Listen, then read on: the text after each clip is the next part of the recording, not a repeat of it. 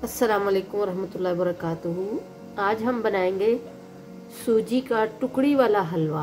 ये मेरी वालदा बनाया करती थी और पूरे ख़ानदान में उनके बनाने की वजह से बहुत ज़्यादा फेमस था।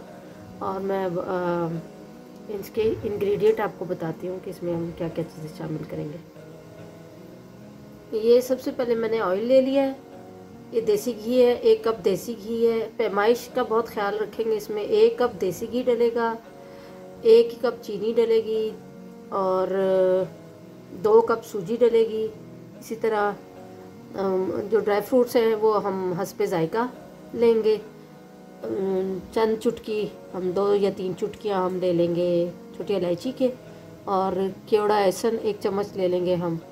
1 कप जो है मेजरिंग कप जो है वो हम ले लेंगे। ये देख सकते हैं आप पानी का।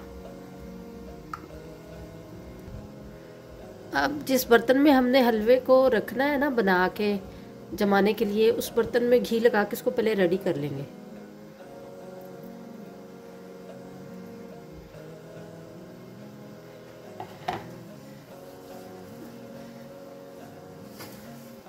ये बहुत ज़रूरी स्टेप है और ये करना बड़ा लाजमी है तैयारी से पहले। जब आप हलवा तैयार करने लगे ना तो उससे पहले आपको ये करना लाजिम है।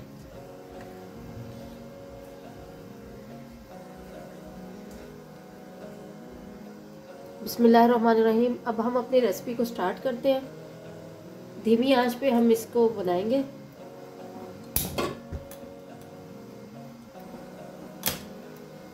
पहले हम कढ़ाई को गरम कर लेंगे ताकि अच्छी तरह से वो हीट हो जाए उसमें। और फिर हम खुश्क सूजी को पहले भून लेंगे इसके अंदर। बाद में हम इसमें ऑयल शामिल करके फिर 10 से 12 मिनट तक भूनेंगे।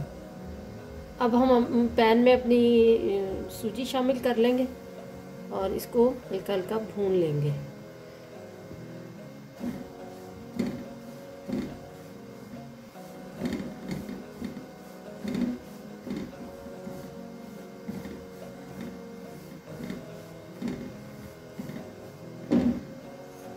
बहुत ही मुनासिब और धीमी आंच पे इसको हमने भूनना है।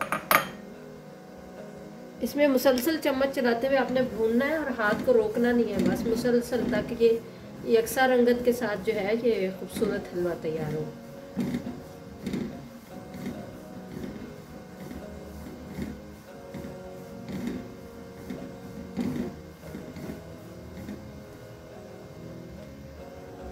जब तक हमारी सूजी भून रही है तब तक हम 1 कप चीनी को हमने दरदरा सा पीस लिया है ग्राइंडर के अंदर। और अब हम इसमें 3 अंडे शामिल कर लेंगे। ये मैं आपको दिखाना भूल गई थी।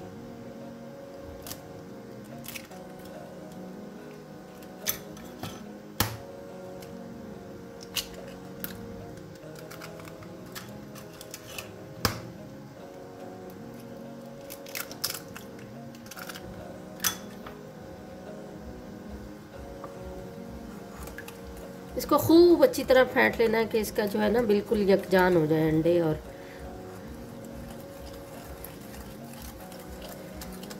इसी में आप पाउडर शुगर वो इलायची और अपना केवड़ा एहसन भी शामिल कर लेंगे ताकि एंड में जो है वो आपके हलवे से बहुत प्यारी खुशबू आए।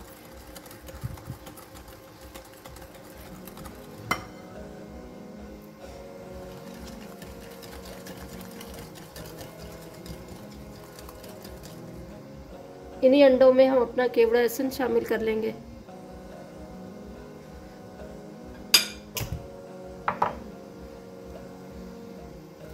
और 2 पिंच जो है हम इलायची पाउडर 3 डाल दिए मैंने। यहाँ पर हम अपना घी शामिल कर रहे हैं।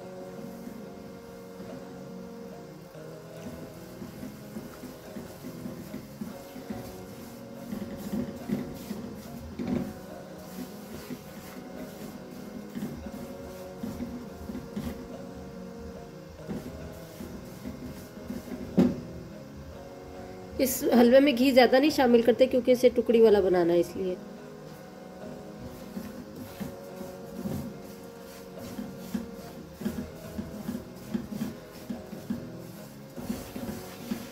जब तक इसको इसी तरह हल्की आंच पे हम पकाते रहेंगे और मज़ीद इसको हम 7-8 मिनट براؤن ہونے تک پکائیں گے انشاءاللہ. اس کو خوب فرائی کریں گے.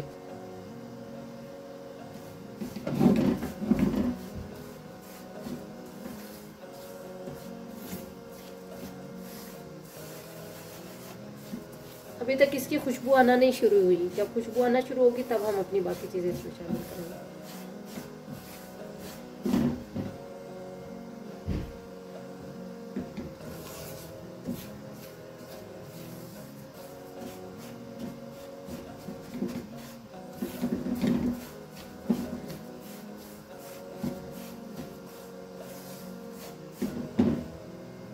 جس دن ہمارے گھر میں یہ حلوہ بنتا تھا پورے گھر میں خوشبوئیں اور بہت ہی زیادہ خوشی ہوا کرتی تھی. آج کل کے بچوں کو تو ان چیزوں کا اتنا زیادہ شوق نہیں ہے، نہ علم ہے. پتہ نہیں کیا کیا اور چیزیں آ گئی ہیں کھانے کے لیے، چاکلیٹس اور جنک فوڈ میں بے تحاشا ورائٹی.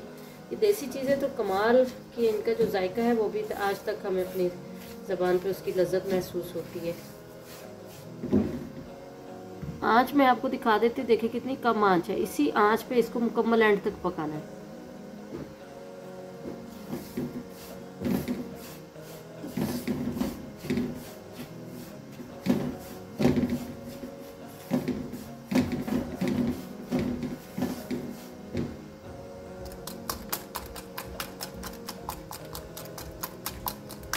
جو باریک والے ہمارے ڈرائی فروٹس ہیں نا، جو ہم نے کٹ کر کے رکھے ہوئے ہیں، وہ ہم انڈوں میں بھی شامل کر کے اس میں حلوے میں ڈال سکتے ہیں. مگر ہم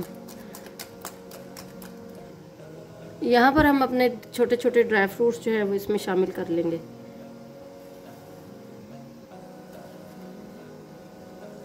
بادام بھی ایڈ کر دیں گے، کچھ پستہ ایڈ کر دیں گے، تھوڑے سے مغز ایڈ کر دیں گے.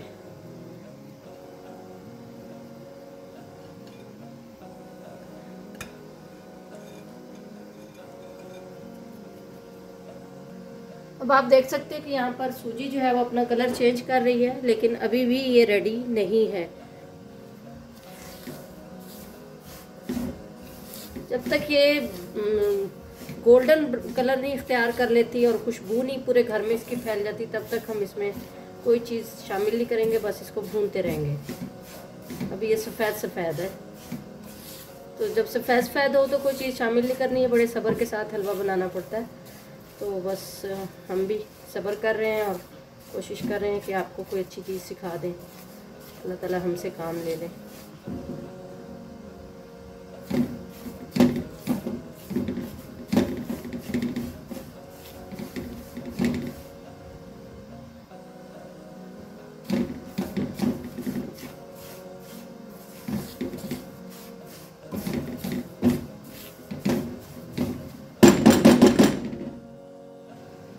آپ دیکھ سکتے ہیں کہ اس نے کلر چینج کر لیا ابھی سوجی نے. اور اب ہم اس میں انڈے اور اپنا وہ چینی اور ڈرائی فروٹس کا میزہ شامل کر کے اس کو مزید 5-6 منٹ تک پکائیں گے.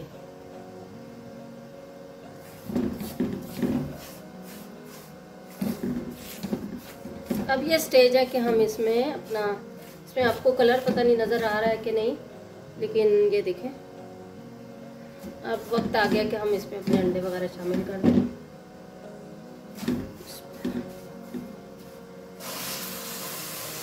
اور ہلکے ہاتھوں سے نا اس کو بس ہم نے جلدی سارا اس میں ملا دینا ہے.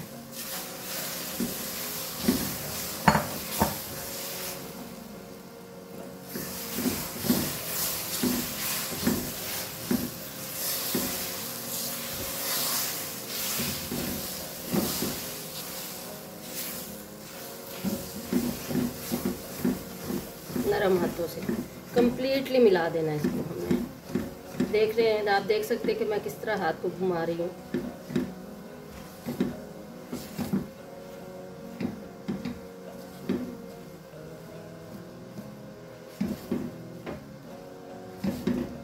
ابھی بھی کم از کم یہ 5-6 منٹ ہم اس کو مزید پکائیں گے.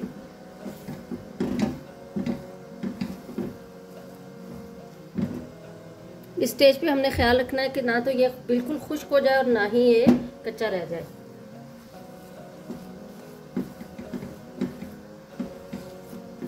بعض لوگ اس میں زعفران بھی شامل کرتے ہیں، لیکن میرے پاس زعفران نہیں ہے تو میں وہ شامل نہیں کر رہی، اس سے کلر بھی بہت پیارا آتا ہے اور فائدہ بھی بہت زیادہ ہے اس کا۔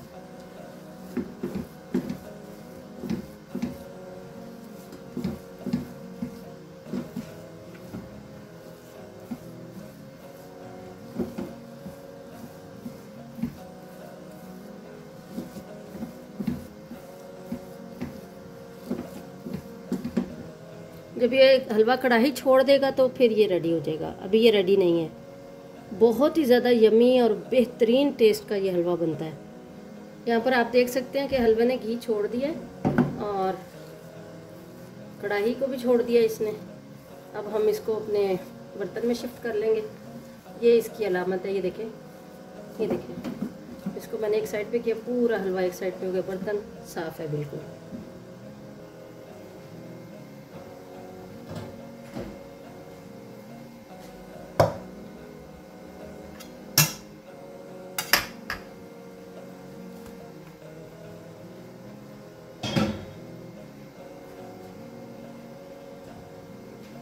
یہ دیکھ سکتے ہیں آپ، کڑاہی بالکل صاف ہے، اندر سے بالکل نہیں لگا کہیں پہ بھی ذرا بھی۔ اب ہم اس کو سیٹ کر لیں گے جلدی جلدی، تاکہ یہ جو ہے نا جم نہ جائے۔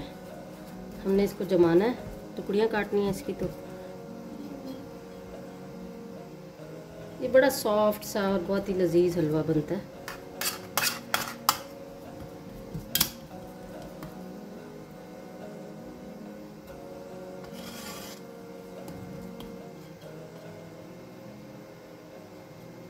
برتنوں کو اچھے طریقے سے صاف کرنا چاہیے، اس میں کوئی عیب یا آر نہیں محسوس کرنا چاہیے۔ ایسا کوئی بھی چپٹا سا چمچ لے کے نا آپ اس کے ساتھ دبا کے اس کو سیٹ کر سکتے ہیں، جیسے کہ میں کر رہی ہوں۔ آپ دیکھ سکتے ہیں میں نے کتنا اچھا اس کو سیٹ کر لیا ہے۔ اور اب ہم تھوڑی دیر ویٹ کریں گے، پھر ہم اس کے اوپر ڈرائی فروٹس اپنے لگا کے اور پھر اس کی ٹکڑیاں کا نشان لگا دیں گے۔